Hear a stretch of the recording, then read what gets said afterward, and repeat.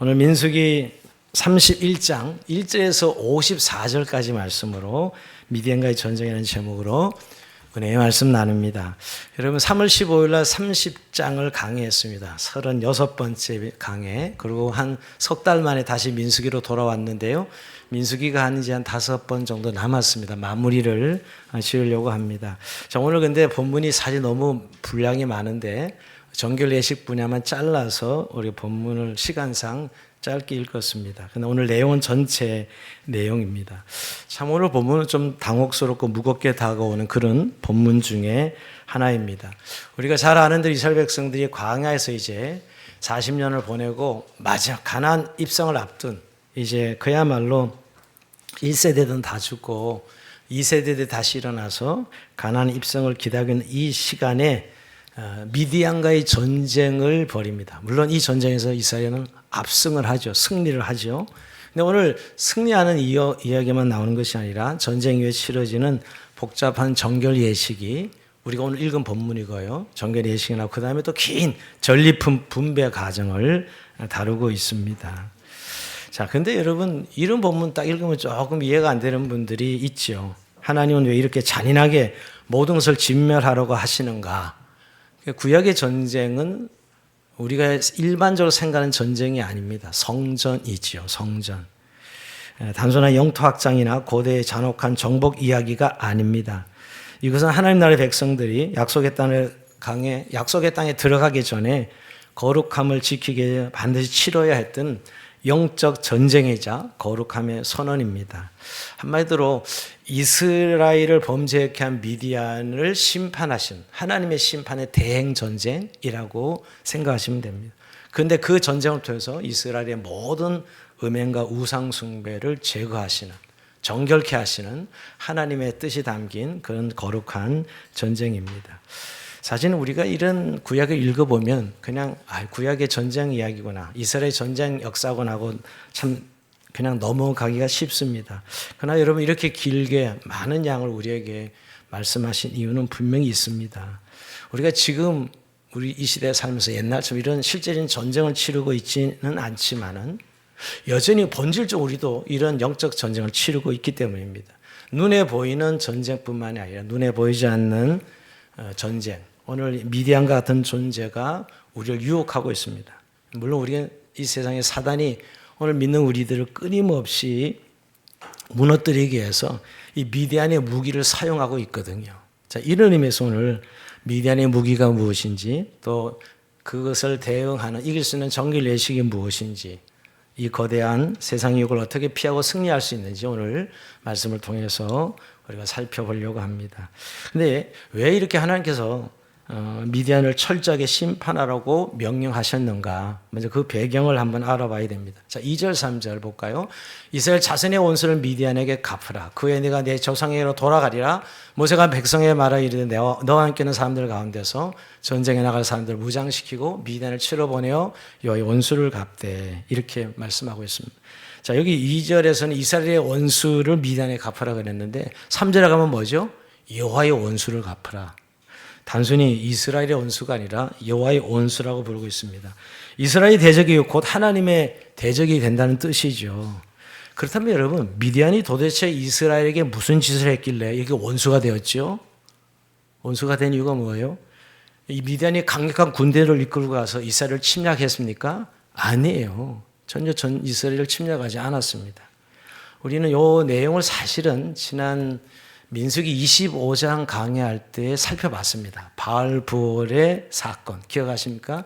우리 26장이 새로운 세대가 시작하면서 인구조사가 시작됐고 2차 인구조, 그 전에 25장이 바알부올의 유혹이라는 사건이죠. 사실 미디안은 칼과 방패로 이스라엘을 공격하지 않았어요. 군사작전을 통해서 이스라엘을 공격하지 않았다고요. 근데 사실은 그 당시에 이스라엘이 너무 막강했기 때문에 미디안은 군사적으로 공격할 수는 없었죠.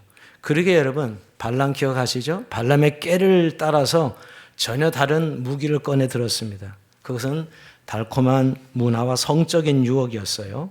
미디안 여인들이 막 이 축제를 벌여놓고 이스라엘 남성들을 초대하죠. 이스라엘 남성 초대해가지고 그냥 그 화려한 음식, 아름다운 여인들 또 그런 분위기 속에 축제의 정점에서 뭐가 이루어지죠? 성적인 쾌락, 우상 숭배가 이루어지죠. 음행이 이루어지죠, 여러분. 그래서 그 유혹에 빠져서 바울볼이 우상에 절하고 음행을 저지릅니다. 여러분, 그 결과 우리가 잘 알고 있는 대로 하나님의 심판이 임하죠, 이스라엘에게. 무려 연병이 임해서 2만 4천 명이 죽는 사건이 민수기 25장에 나와 있습니다. 사실은 군사작전이 아니라 사실은 유혹에서 무너뜨린 사건이지요. 근데 여러분, 왜 오늘 이걸 살펴봐야 되냐면, 오늘 사탄도 우리 믿는 사람들을 무너뜨리는 방식이 이와 정확히 일치합니다. 여러분, 사단은 핍박과 박해라는 총칼을 들고 우리에게 오지 않습니다. 만약 세상이 정말 우리 믿는 이들을 이렇게 무력으로 총칼로 핍박하면 오히려 그리스도인들은 똘똘 뭉치고 기도할 것입니다. 그래서 사단은 그렇게 일하지 않고요, 전략을 바꿨습니다. 세상의 달콤한 문화라는 이름의 포장지에 현대들이 가장 취약한 4대 우상이죠. 돈, 명예, 권력, 성적 쾌락이라는 미디안의 무기를 가지고 우리의 안방과 일상으로 슬그머니 스며들었어요. 사실 이렇게 미디안이 한 것처럼 지금도 이런 미디안의 무기가 우리를 결국 미혹해서 무너뜨리는 그런 일을 지금 사단은 벌이고 있는 것이죠. 오늘 전쟁에서 이스라엘 백성들이 승리하고 돌아옵니다. 그런데 미디안 여인을 살려둬요. 다 진멸하라 그랬는데 그렇지 않아요. 분여자들 몰라 죽여 이러면서 살려둡니다. 그때 모세가 분노해요. 자, 16절에 그 내용이 나오는데요. 보라, 이들이 발람의 꾀를 따라 이스라엘 자손을 부월의 사건에서 여호와 앞에 범죄하게 하여 여호와의 해전 가운데 연병이 일어나게 하였느니라. 왜 모세가 화를 냈죠, 여러분? 바로 이 여인들이, 이 미디안 여인들이 바로 이스라엘을 썩게 만들고 이스라엘을 무너뜨린 주범들이죠, 여러분. 그러니까 사실은 우리가 무슨 전쟁의 총칼로 무너지는 게 아니라 이 여인들이 이스라엘을 무너지게 만들고 음행하게 하고 성적인 범죄를 저지르게 한 것이죠. 지금도 마찬가지입니다. 하나님과 우리 사이를 갈라놓고 있는 미디안의 여인들이 있는 것이죠. 바로 미디안의 무기들이 있는 것이에요. 근데 우리는 항상 세상 사람들을 다 이렇게 살아가는데 또 이 정도는 다 문화인데 하면서 우리가 사실 죄의 불씨를 늘 마음에 두고 살기 때문에 이런 유혹에 빠지는 것이죠. 사단의 치명적인 무기는 언제나 슬그머니 스며드는 유혹인 것을 우리가 반드시 기억할 필요가 있습니다. 그래서 민수기 31장의 미디안과의 전쟁은 땅을 차지하기 위한 전쟁이 아니었습니다. 가나안 땅이라는 약속의 기업을 받기 직전에 백성들의 영혼을 사로잡고 있던 죄의 뿌리, 즉 우상 숭배와 음행을 도려내고 하나님의 거룩함을 회복하기 위한 영적 전쟁이었습니다. 그야말로 우리가 신약으로 말하면 에베소서 6장 12절 말씀 그대로죠. 우리의 씨름은 혈과 육을 상대하는 것이 아니요 통치자들 권세들과 이 어둠의 세상 주관자들과 하늘에 있는 악한 영들에 대함이라, 상대함이라. 결국은 이 유혹에서 우리를 무너뜨리는 바로 이 전쟁에서 승리하게 하는 그런 영적 전쟁의 내용을 사실 담고 있습니다. 여러분, 오늘날 사용하고 있는 이 사탄이 사용한 미디안의 무기는 크게 4가지로 요약해 보려고 합니다. 사실 돈이죠. 그 다음에 권력, 명예, 그 다음에 성적인 쾌락입니다. 이 4가지는 결국 오늘날 우리 현대 그리스도인의 우상적인 요소인데요. 참 이것에 우리가 어떻게 넘어가고 있는지, 어떻게 유혹을 받고 있는지 살펴보고 그걸 좀 피할 수 있는 방법을 먼저 한번 생각해 보려고 합니다. 자, 첫 번째 미디안의 우상은 돈입니다. 돈. 여러분, 돈 자본주의 시대에 가장 중요하고 또 가장 우리 삶에 밀접한 관계가 있고 또 요즘은 돈은 우리가 뭐든지 다 해낼 수 있는 만문 신이 되어 있는 시대를 살아가고 있습니다. 현대인들에게 돈은 단순한 화폐가 아니라 생존과 안전을 보장하는 신이 되어 있습니다. 사단은 이것을 잘 알고 이 약한 고리인 불안을 파고듭니다. 참 이게 돈이라는 게 인간의 마음을 얼마나 희집고 흔드는지 모릅니다. 사실 요즘 모든 우리의 이야기의 주제는 돈이죠. 그리고 자본주의는 돈 되는 일만 합니다. 사실은. 그래서 우리가 직장인들이 만나면 또 성도들도 요새 만나면 주제의 많은 큰 주제가 주식이에요. 주식 이야기. 또 좀 지나면 부동산 이야기하고 저 젊은이들은 가상화폐, 코인 이야기하고 이러죠. 요즘 제가 우리 동년배 목회자들 만나면 은퇴 이야기, 은퇴 준비했냐고. 은퇴기를 하더라고요. 근데 여러분, 사단은 지금 끊임없이 이 자본주의 세상에 이 돈이라는 것을 가지고 우리를 흔들고 있어요. 유혹하고 있다고요.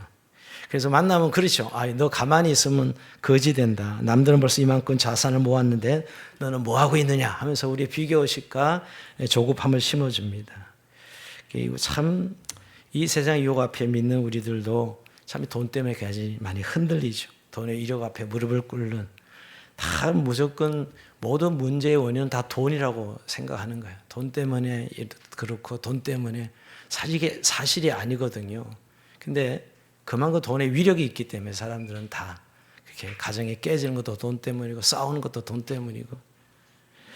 근데 그 돈의 위력 앞에 사실 무릎을 꿇고 돈의 노예가 되게 하는 오늘의 이 세상 말입니다. 그래서 믿는 우리들은 정말 하나님의 소명, 하나님의 뜻 이런 것을 생각하고 살아가야 되는데 사실 수익률이 얼마나 나느냐, 얼마나 이익이 되느냐 이 일에 우리가 정신을 팔리고 살아가고 있습니다. 그래서 살면서도 우리 믿는 자들의 청지기 신앙의 기준이잖아요. 우리는 하나님 주신 것들을 잘 관리하고 잘 발전시켜야 되지요. 근데 청지기 정신을 잊어버리고 어떻게 하면 좀 더 이익이 생길 수 있는 길은 무엇일까? 좀 더 자산을 모을 수 있는 무엇일까? 그 자체가 잘못된 것이 아니라 거기에 생각이 함몰돼서 돈이 주인 되는, 돈의 노예가 되는 그런 인생을 산다는 것이. 그게 오늘 마귀가 우리를 넘어뜨리는 방법이죠. 하나님을 신뢰하고 의지하기보다 돈의 힘을 믿고 돈의 힘으로 살아가는, 그게 바로 오늘 우상숭배요. 우리를 무너뜨리는 것입니다. 돈은 중요합니다. 그리고 필요하죠. 돈은 그리고 중립적이에요. 그러나 결국 우리의 인간 욕망 속에 걸고 돈이 우리의 삶을 이렇게 파고들고 무너뜨리라는 것입니다. 오늘 본문에도 여러분 물질이 우상이 되는 것을 막기 위해서 본문 27절에 이렇게 말씀하고 있습니다. 그 얻은 물건을 반분하여 그 절반은 전쟁에 나갔던 군인들에게 주고 절반은 해중에게 주고. 그래서 여러분 이 본문을 좀 자세히 보면 전리품을 챙겼는데 수강 군인들이 다 나눠 가져가야 될 거 아니에요? 군인들이 가족의 대표들이니까. 근데 그렇게 하지 않고요. 군인들에게 반, 일반 해중들에게 반을 주게 합니다. 공평하게 나누게 하세요, 하나님이.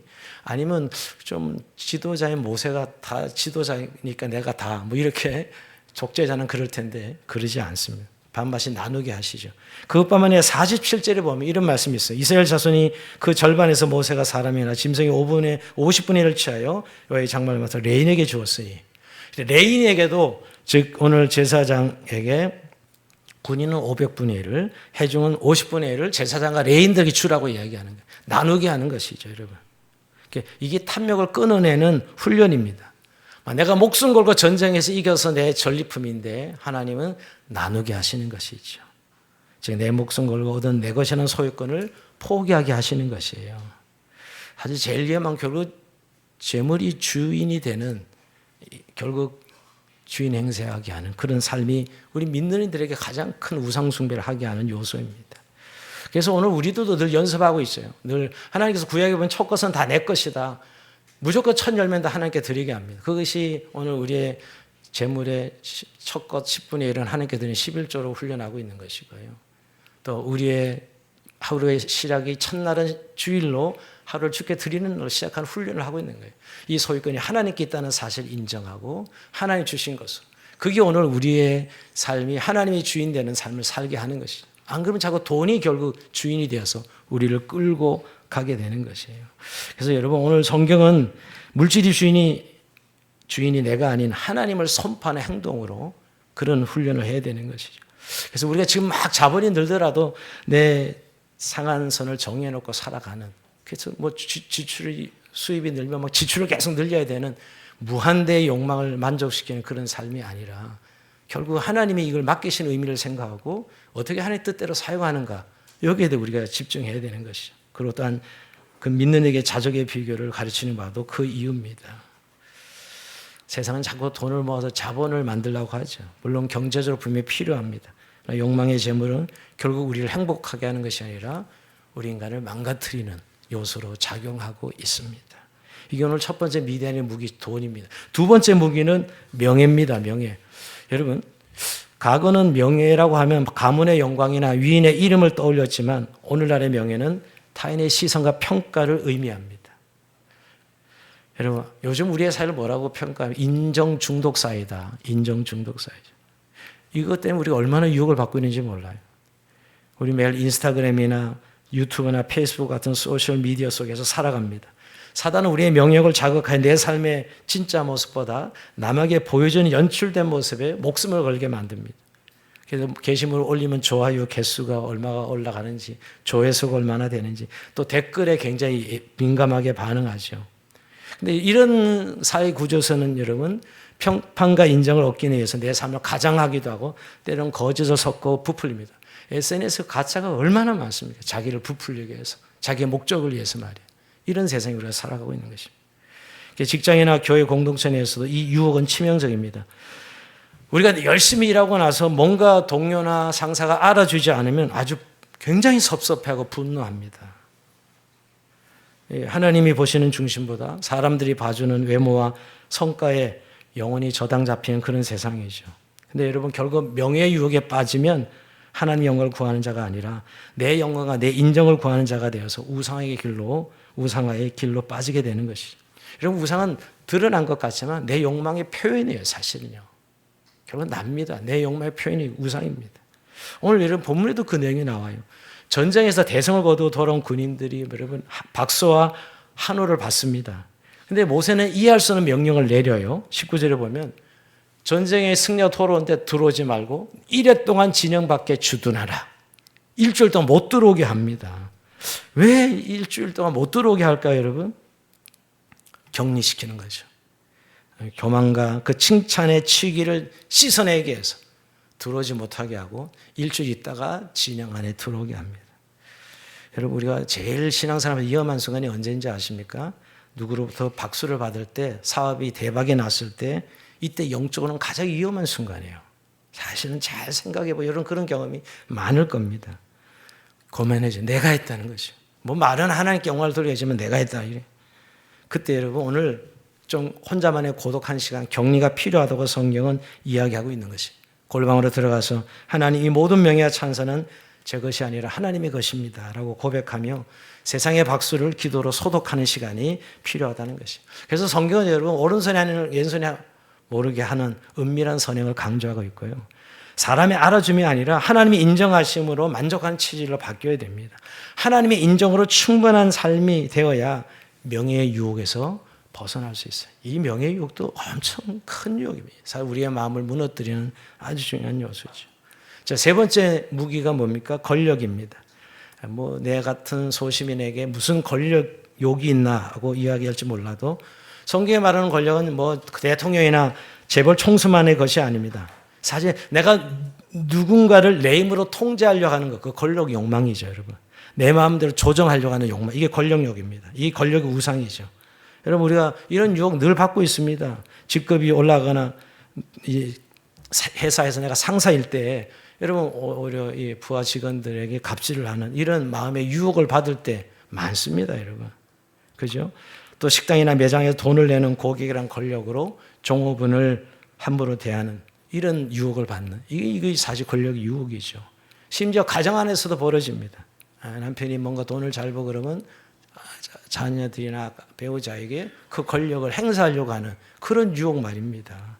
또 자녀를 위해서 부모는 늘 그렇게 이게 다 너를 위해서 하는 것이야 하지만 결국 본질은 내 뜻대로 지배하고자 하는 욕망, 자녀를 자기 뜻대로 지배하고자 하는 욕망, 이게 권력 욕망이죠.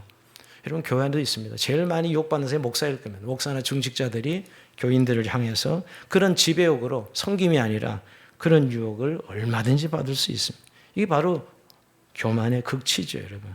오늘도 그 내용이 나옵니다. 전쟁이 끝난 후에 지휘관들이 인원을 점검했을 때 놀라운 고백을 해요. 49절에 보면 여러분, 우리 중 한 사람도 충나지 아니하기로, 아니 한 지파에 10,000명씩 나가서 12,000명이 나가 싸는데 한 명도 죽지 않았어요. 한 명도 다치지 않았어요. 여러분 이런 전쟁이 어디 있어요, 그죠?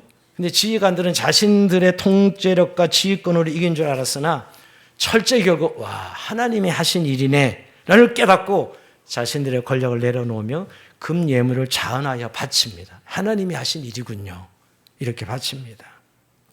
여러분 가정에서 부모의 권위나 직장의 상사의 권한이나 교회에서 직분의 자리는 사람을 내 뜻대로 부리라고 주신 지배의 도구가 아닙니다. 하나님 내게 맡겨주신 사람들을 한 사람도 충나지 않게 보호하고 섬기라고 주신 청지기의 도구입니다. 여러분, 언제나 내 손에 힘이 들어갈 때 우린 그래, 내가 없으면 안 돼, 이 조직에서. 나 아니면 이거 누가 해? 이건 아주 위험한 권력 욕망입니다. 그럴 때마다 낮아지십시오. 그게 주님이 우리에게 말씀하는 것입니다. 내가 없으면 이 조직 안 돌아가, 이런 생각이죠. 이게 얼마나 우리를 교만한 유혹으로 빠지게 하는지 모릅니다. 정말 하나님이 다스리십니다 라고 이 마음이 있을 때 진정한 권력의 욕망으로부터 자유할 수 있습니다. 지금 미디안의 무기 네 번째, 성적 유혹입니다. 이 부분이 가장 직접적인 배경이 됐어요. 이 전쟁에서 여러분 31장에. 여러분, 왜냐하면 이스라엘 무너뜨리는 무기가 바알부올의 성적 유혹, 음행이었기 때문이죠. 미디안이 군사력을 이기지 못하자 결국 성적인 쾌락과 종교를 결합해서 이스라엘의 거룩함을 단순히 마비시켰던 것입니다. 그래서 오늘 모세는 아주 진멸하라 그럽니다. 진멸하라. 성전이죠. 여러분, 이렇게 성적인 유혹은 대하하거나 관리할 수 있는 대상이 아니기 때문이에요. 여러분, 성적인 유혹은 직면하면 그냥 넘어지는 겁니다. 그래서 피하는 것이죠, 여러분. 오늘 여러분, 오늘 성적인 유혹은 어떻게 받아요? 저는 요즘 오늘 우리 시대는 스크린이나 스마트폰이나 이런 것으로 너무 쉽게 성적 유혹을 받습니다. 옛날에는 특별한 장소 가야 성적 유혹을 받았잖아요. 그런데 지금은 그저 휴대폰 하나면 1분 만에 자극적인 음란물을 대할 수 있는 그런 시대에 오늘 우리가 살아가고 있다고. 그리고 잘못된 성적인 왜곡된 문화. 뭐 한때도 이제 뭐 애인 하나 두고 살아가는 게 뭐가 큰 죄냐. 그냥 정서적으로 교감하고 좀 외로울 때 시간 때우고 이런 문화들, 불륜을 사랑으로 변질시켜서 오히려 합리화시키는 시대. 이 왜곡된 성적인 문화죠, 여러분. 그뿐만 아니라 요즘 젊은이들에게 뭐 서로 사랑한다면 혼전순결도 뭐가 문제냐. 이건 고리탐한 율법이지, 교회에서는. 혼전순결을 이야기하면. 그게 고리탐하는 겁니까? 성경의 기준이에요. 하나님이 가정을 지키기 위해서 가정을 만드시고 주신 하나님의 뜻이죠. 그런데 그걸 고리타반한 성적인 왜곡 문화가 결국 오늘날 성적인 쾌락에 빠지게 무너지게 합니다. 오늘날 사단은 우리의 손 안에 스마트폰을 통해서 미디안의 여인들보다 더 자극적 은밀한 위를 바알부리 음행을 초대하고 있어요. 여러분, 근데 이 성적 유혹은 타협하거나 대할 대상이 아닙니다. 요셉처럼 요셉이 보세요. 요셉은 피하죠. 도망가는 것이에요. 오늘 내 삶의 한계에서 잘라내야 되는 것이에요. 유혹의 통로를 차단해야 됩니다. 오늘 왜 이렇게 성적인 유혹이 마음대로 활보하냐면 프라이버시를 너무 강조해요. 여러분, 우리가 정말 이 어둠에 있을 때 항상 죄는 일어나거든요. 빛 가운데 남은 죄는 사라지는데, 여러분. 그런 의미에서 우리가 참 공동체 안에서 이렇게 함께 나누는 것이 얼마나 중요한지 모릅니다.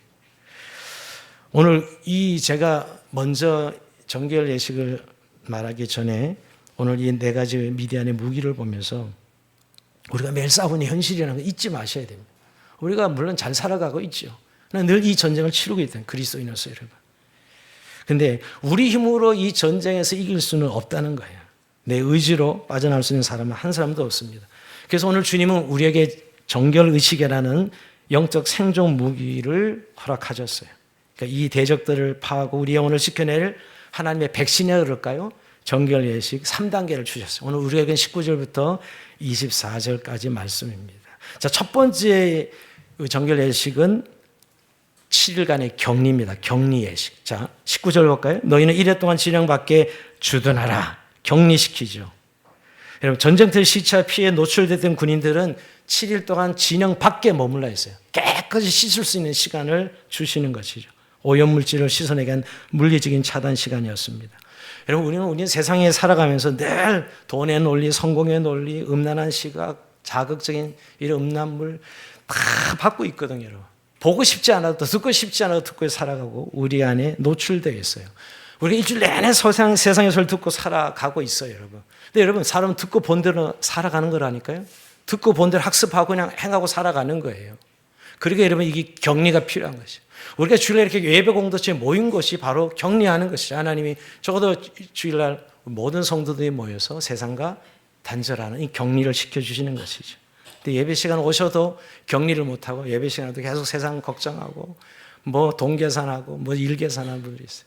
참 격리가 안 되는 것이죠. 근데 여러분, 예배가 우리를 격리시켜줍니다. 그리고 정말 중요한 것은 하루에 적어도 한 번 정도는 자기를 고립시키는 격리가 필요합니다. 하나님의 말씀과 기도의 시간을 통해서 하나님 앞에 예배하는 것으로, 즉 개인적 예배를 통해서 격리해야 되는 것이죠. 그 하나님을 생각하고 말씀 읽고 기도함으로 저도 세상에 이 더럽혀진 우리 세상의 여러 불순물적인 요소들을 격리할 수 있는 시간을 가져야 됩니다. 하나님을 만나는 골방에 격리 예식이 꼭 있어야 된다는 거예요. 우리의 마음만 안 그러면 되지. 아닙니다. 율법을 말하는 것이 아니라 복음으로 사는데 그 복음에 필요한 오늘 방법을 이야기하는 것이 우리가 적어도 하루에 한 번씩은 또 일주일에 우리가 예배를 통해서 그래서 늘 주일 예배만이 아니라 우리가 주중 예배도 그래서 우리에게 너무너무 소중한 격리의 시간이 될 수 있다는 걸 말씀하고 있습니다. 의도적인 멈춤이죠. 스탑하는 것입니다. 자, 두 번째 예식이 바로 불의 예식입니다. 오늘 23절 볼까요? 불에 견딜 만한 모든 물건은 불을 지나게 하라. 그리하면 깨끗하려니와. 자, 불에 견딜 만한 모든 물건은 불을 지나게 태우라는 거예요. 근데 그게 불에 지나가도 타지 않는 게 뭐가 계세요? 금, 은, 동, 철들이죠. 그죠? 그럼 불을, 반드시 그들은 불을 지나게 하라고 했습니다. 그래야 깨끗해진다고 이야기하고 있는 것이죠. 자, 여러분, 성령의 불로 태워야 되는 그런 의식이 필요하다는 거예요. 물론 우리 마음속에 깊게 자리 잡고 있는 탐욕, 명예욕, 이건 대충 이렇게 쉽게 나가지 않습니다. 그건 뜨거운 불 속에 집어넣어서 불순물로 태워버리라는 것이죠. 근데 여러분, 성령의 불이 뭐예요? 하나님 말씀이죠, 여러분, 말씀. 하나님의 말씀이라는 말씀의 불로 태우라는 것이에요. 우리가 말씀과 기도가 아니면 거룩해질 수 없느니라 그랬습니다. 늘 말씀 앞에 자신을 돌아보고 태우는 시간, 회개하는 시간을 가지라는 것이에요. 여러분, 우리가 늘 말씀 앞에 서면 말씀의 내시경으로 우리를 들여다보면 내 이 동기 안에 탐욕이 섞여 있지 않나, 내가 했던 말 속에 내 명예를 높이려고 가장하지 않았는가, 또 내가 시선에 머물렀던 어떤 음란의 찌꺼기에 남아있지 않는가, 이런 것들이 결국 우리를 나중에 넘어뜨리는 것이거든요. 이런 것들을 말씀의 불로 매일 밤 성령과 말씀의 불로 태우는 것이죠. 그래서 죄의 유혹이 등지를 틀지 못하도록 하는 것이에요. 이게 오늘 두 번째 불의 예식입니다. 자, 마지막 세 번째 물의 예식도 있습니다. 물의 예식. 자, 23절 후반절에 보면 다만 정결하게 하는 물로 그것을 깨끗하게 할 것이 불에 견디지 못한 모든 것은 물로 지나가게 할 것이니라. 너는 일곱째 날에 옷을 빨아서 깨끗하게 한 후에 진영에 들어올지라. 자, 태우는 것도 있지만 물로 씻어야 될 것도 있어요. 여러분, 타지 않는 건 태우지만 이런 타는 것들은 물에 빨아서 씻으라는 거예요. 깨끗하게 하라는 것입니다. 이게 성령의 물이죠. 물론 성령의 물도 말씀입니다. 말씀. 근데 방법론에 있어서 아까 태워야 되는 강력한 것들이 죄의 어떤 요소가 있다면 이렇게 씻어내야 되는 죄의 요소들이 있는 것이죠. 말씀을 씻어내라는 겁니다. 여러분, 우리의 감정과 생각은 스며들죠. 여러분, 우리 어떤 기준들, 스며드는 것들, 그 하나님 원하지 않는 감정을 씻어내는 시간이 필요하다는 것이죠. 그 음란한 잔상들이 남아있지 않도록 생각의 옷에 쉽게 스며드는 이것들을 씻어내는 일이 필요합니다. 사실 우리 눈과 마음으로 정보가 들어와서 우리 마음에 자리를 잡잖아요. 이걸 스며든 것을 씻어내라는 것입니다. 여러분, 우리가 생각에 쌓아두면 결국은 나중에 나타나는 걸 우리 늘 발견합니다. 그리고 일곱째 날에 옷을 빨았듯이 우리가 소그룹 안에 여러분 특히 좀 나눔이 필요한 것은 성도들은 우리가 목장교회를 하게 하는 것은 말씀을 나눌 때 결국 내 안에 이런 연약한 것들을 정직하게 나눌 때 서로 기도를 붙잡아주고 나누게 하는 것이죠. 이게 바로 세 번째 물의 예식입니다. 여러분, 오늘 이야기를 하는 것은 우리의 실제 영적인 관점에서 눈에 보이는 것 말고 보이지 않는 배후에 보면 영적 전쟁의 축소판이 오늘 민수기 31장입니다. 사단은 지금도 돈의 탐욕으로, 명예의 교만으로, 권력의 독선으로, 그리고 성적인 쾌락으로 우리를 유혹해서 하나님 정에서 끌어내려고 합니다. 이 거대한 유혹의 전쟁에서 이길 수 있는 비결은 우리의 의지나 노력이 아닙니다. 매일 내 삶 현장에 치러내는 거룩한 정결 예식이 필요합니다. 의도적으로 세상의 소리를 끄는 격리가 필요하고요. 말씀의 불덩어리로 내 숨은 동기를 태우는 이런 불의 예식이 필요하고, 생수와 믿음의 이 성령의 생수로 씻어내는, 늘 옷을 빨아내는, 생각의 옷을 빨아내는 물의 예식이 필요하다는 것이. 그럴 때 우리가 늘 우리 마음에 정결한 그리스도를 모시고 살아가는 삶을 살아갈 수 있는 것을 말씀하고 있는 것입니다. 근데 여러분, 오늘 이 정결 예식을 생각하면서 결국 한마디로 성경 우리를 거룩하라라는 것이에요. 하나님, 내가 거룩하니 너희도 거룩하라 하는 말씀이에요. 결국 오늘 이 민수기 31장이요. 우리 거룩이라는 단어를 우리가 생각해 보면 참 부담스럽고 고리타분하게 느낍니다.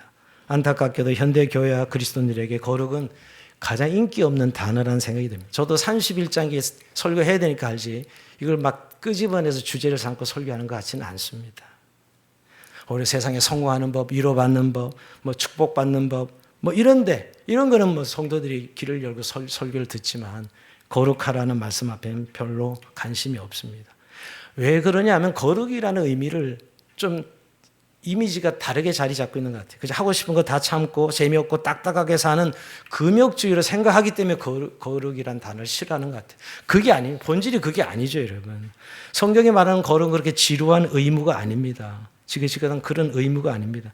거룩은 우리의 삶의 영적 생존이에요. 그리고 하나님 축복을 담는 그릇이라고요. 하나님은 거룩이라는 통로를 위해서 일하십니다. 디모데후서에 보면 그릇이 있지만 여러분 깨끗한 그릇만 하나 주인의 쓰심에 합당히 예비되었다 그랬어요. 여러분 집에 그릇들 아무리 금 그릇이라도 더러운 그릇은 쓰지 못하죠. 근데 플라스틱 그릇은 깨끗하게 씻겨져 있다면 그 플라스틱 그릇 사용하잖아요. 여러분 깨끗한 것을 하나님 쓰신다는 거예요. 우리의 삶에 주시는 은혜는 능력의 크기가 아니라 거룩함의 유무예요. 거룩은 하나님 능력을 내 삶으로 끌어오는 유일한 통로라는 사실입니다. 그리고 이런 거룩은 하나님과 맞추는 일종의 주파수 역할을 하고 있습니다. 우리가 라디오, 아무리 좋은 라디오도 주파수가 맞지 않으면 소통이 되지 않죠. 내용이 들리지 않습니다. 여러분, 우리가 기도를 아무리 열심히 해도 삶에 능력이 없고 예배를 드려도 간격이 없는 이유는 내 삶에 죄의 지저분한 잡음이 섞여서 하나님의 주파수를 방해하고 있기 때문에 주님과 연결되는 영적 안테나입니다. 거룩은. 그런 의미에서 여러분 우리가 거룩이라는 의미를 너무 그런 율법적 개념에서 이해하는 게 아니라 정말 주님이 왜 우리를 거룩하게 하라고 하시는가를 잘 생각해 봐야 됩니다.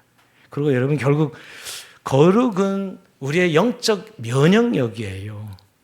저는 요즘 이렇게 성도들 중에 왜 내 삶이 이렇게 무겁지요? 왜 이렇게 무기력하고 평안이 없지요? 그런 얼굴 표정들을 많이 읽습니다. 우리 얼굴이 사실 영적인 성적표이기도 해요. 그러니까 영적 우울증 걸린 것 같아요. 어떤 분들은 보면 그럼 뭐 저 정도면 집도 살고 자녀도 그냥 괜찮고 저거 보기 그냥 사는데 아무런 기쁨이 없고 영적 우울증에 걸린 것 같아요. 영혼의 기쁨이 없습니다. 왜 그럴까요? 거룩이 무너져서 영적 면역력이 바닥이 났기 때문이에요. 여러분 의학적으로 우리가 면역력이 떨어지면 평소엔 잘 몰라요. 근데 감기 걸리면 막 고열이 나오고 뭐 조그만 일도 감염이 되지요. 근데 여러분 영적인 원리도 똑같습니다. 내 거룩의 면역력이 무너지면 세상에 작은 말 한마디에도 상처를 받아요. 그냥 쉽게 너무 상처를 받는 거예요. 그냥 말 툭 던져서 상처받고요. 돈이 막 좀 수입이 줄어들면 막 숨이 막혀 막 불안이 막 찾아와. 제가 뭐 별것도 아닌데 말이에요. 누가 나를 조금만 무시해도 분노를 참지 못합니다. 그래서 스마트폰보다 조그만 유혹에도 후딱 넘어가. 왜 그래? 영적 면역력이 바닥이 났기 때문이에요. 영적 면역 체계가 파괴됐기 때문입니다. 근데 여러분, 내 영혼이 거룩으로 꽉 차 있으면 세상이 아무리 흔들어도 여동하지 않는 그 담대함이 생깁니다. 우리 한번 요셉을 보시오. 요셉이 13년 동안 정말 그처럼 재수없는 인생이 어디 있어요? 그렇게 안 풀려도 안 풀린 인생이 어디 있습니까? 그런데 요셉의 태도는 어땠어요? 아니요. 요셉은 담대했습니다. 노예로 팔려고 감옥에 갇히는 절망적인 현실 속에서도 그는 우울증에 걸리거나 무너지지 않았다고요. 오히려 보디발의 아내의 유혹 앞에서 내가 어찌 이 큰 악을 하나님께 죄를 지으리까? 서슬퍼런 정말 면역을 쥐고 있었던 거예요. 그 이겨낼 수 있었던 거죠, 여러분. 여러분, 거룩은 우리를 옥죄는 사슬이 아니라 악한 세상으로부터 우리를 완벽하게 보호하는 방탄복 역할을 한다는 사실입니다. 그리고 여러분, 거룩은 우리 성도들에게 정말 세상과 구별하는 매력입니다. 여러분, 우리가 세상에서 돈 많이 벌고 직장에 승진하고 뭐 건강하고 자식 잘 되고 그거 그렇게 부러워하고 박수 쳐줍니까? 여러분 세상에 돈 더 많고 세상이 더 그런 것들 다 가지고 있어요. 근데 여러분 정말 교회가 두려워하는 그리스도인들은 저 사람에게 뭔가 다른 것이 있는 것 같아. 정말 다른 것 있는 영적 매력을 느낄 때요. 우리가 세상에 한복판 살면서 세상과 똑같이 살지 않는 거룩함을 드러낼 때입니다. 돈 앞에 비굴하지 않고 외절이 당당해 명예 앞에 교만하지 않고 어떤 성적인 유혹 앞에서 자신을 지켜내는 그 거룩함의 독특함을 볼 때 오히려 와 저게 예수 믿는 거구나 라고 생각하지요. 여러분 거룩은 지루한 의무가 아닙니다. 거룩은 여러분의 영혼을 살려내는 최고의 면역력이자 하나님의 기적을 담아내는 그릇이 오늘 말씀을 마치려고 합니다. 저는 이 가장 결론에 감격스러운 결론으로 맺고 싶습니다. 오늘 미디안과의 치열한 전쟁이 끝난 후 여러분 군대의 지휘관들이 모세에게 나와서 숨을 멎을 것 같은 놀라운 보고를 합니다. 숨이 멎을 것 같은 놀라운 보고예요. 49절 볼까요? 당신의 종들이 모세에게 말해 당신의 종들이 이끈 군인을 계수한즉 우리 중 한 사람도 충나지 아니하였기로. 아니 12,000명 나갔는데 10여만 명이 나갔는데 12,000명이 나갔죠. 1,000명씩 12,000명이 나갔는데 어떻게 한 명도 안 다치고 한 명도 죽지 않았느냐 하는 것이 이거 정말 불가능한 일이죠, 여러분. 이런 전쟁이 어디 있어요? 이게 하나님 하시는 전쟁이니까 이렇죠. 그 경이로운 현실 앞에 오늘 지휘관들이 보인 반응은 어떻습니까? 우리가 전술을 잘 짜서 이겼다. 이렇게 승전가를 부르거나 전리품을 챙겨서 집으로 달려가지 않았습니다. 그들의 마음에는 그 결과 앞에 두려움 그리고 감격이 뒤섞인 마음이었어요. 그래서 하나님 앞에 어떤 행동을 하죠? 50절에 볼까요? 우리 각사님이 얻은 바 금패물 곧 금 발목걸이, 손목걸이, 인장반지, 귀걸이, 목걸이들 여기 헌금으로 우리의 생명을 위하여 앞에 속죄하려고 하지 않나이다. 예물을 드립니다. 이 단순한 그냥 감사헌금 아니에요. 우리의 생명을 위한 속죄 예물, 속전이라고 기록하고 있어요. 성경은. 속죄 예물을 드리고 있어요. 뭘 깨달은 거예요? 우리가 이렇게 한 명 다 죽지 않고 다치지 않고 살아남은 것은 우리의 힘이 우리의 전술이 아니었고 전적으로 하나님의 은혜였구나. 바울볼 미디안의 유혹에 빠져 24,000명이 연명히 죽었던 우리가 이 전쟁에서 한 사람도 죽지 않고 살아 돌아온 것은 전적인 하나님의 은혜요. 주님이 우리의 생명을 대속해 주셨기 때문이라고 깨달은 것이에요. 이 사실을 깨닫자 그들은 자신이 움켜쥐고 있던 가장 귀한 금붙이 돈과 명예를 미련없이 주님 앞에 배설물처럼 내려놓을 수 있었던 것이죠. 여기서 진정한 거룩의 동기가 납니다. 우리가 거룩해야 되는 이유는 정말 우리가 힘써 노력해서 도달하는 것이 거룩이 아니고요. 이렇게 거룩을 하려고 하니까 안 되는 것이죠. 여러분. 성경에 말하는 진정한 거룩의 동기는 나를 살려주신 하나님의 압도적인 은혜에 대한 감격에서 시작되는 거예요. 나를 하나님이 살려주시니 감격에서 말이에요. 여러분 우리도 죄의 전쟁터에서 100번 죽어도 더 마땅했던 우리였습니다. 그러나 세상에 돈 앞에 무릎 꿇고 명예에 목마르고 성적인 유혹에 날마다 마음을 빼앗고 영적으로 늘 축났던 우리들 아닙니까? 근데 예수께서 십자가의 죽으심으로 생명의 속전이 되어주시고 우리를 구원해서 살리신 이 은혜 말입니다. 그리고 사단아 이제 내 아들 딸은 내 피값으로 값을 주고 샀으니 단 한 사람도 축날 수 없다. 완벽한 보호를 약속하신 것이죠. 여러분 이 사랑 때문에 이 은혜 때문에 우리가 거룩해지는 것이에요. 내가 주님이 이렇게 나를 구속하시고 은혜를 주셨는데 미디안의 더러운 유혹에 내 몸과 마음을 어떻게 던질 수 있겠나 하는 자각이 있는 것이죠. 내가 생명을 주신 주님이 계신데 내가 어찌 돈과 명예로 그 돈의 노예로 명예의 노예로 살아갈 수 있습니까? 여러분 거룩은 율법의 껍데기가 아닙니다. 오히려 나를 살리시는 은혜의 대속에 감사하며 감격하며 내 삶을 함께 드리는 행위. 이것이 진정한 거룩이죠. 완벽한 도덕적인 삶을 말하는 것이 아니라 하나님과 나와 소통이 되는 거룩입니다. 여러분 오늘도 미디안과의 전쟁은 지금도 계속되는 전쟁입니다. 오늘 겉으로 우리가 멀쩡히 살아가는 건 아무 문제가 없는 것 같아도 우리의 영적 삶은 이것에 따라 날마다 무너지고 세워지는 사실을 기억하시고 은혜의 감격으로 미디안의 유혹을 물리치고 승리하는 저 여러분의 삶이 되길 주의 이름으로 축원드립니다. 자, 우리 찬송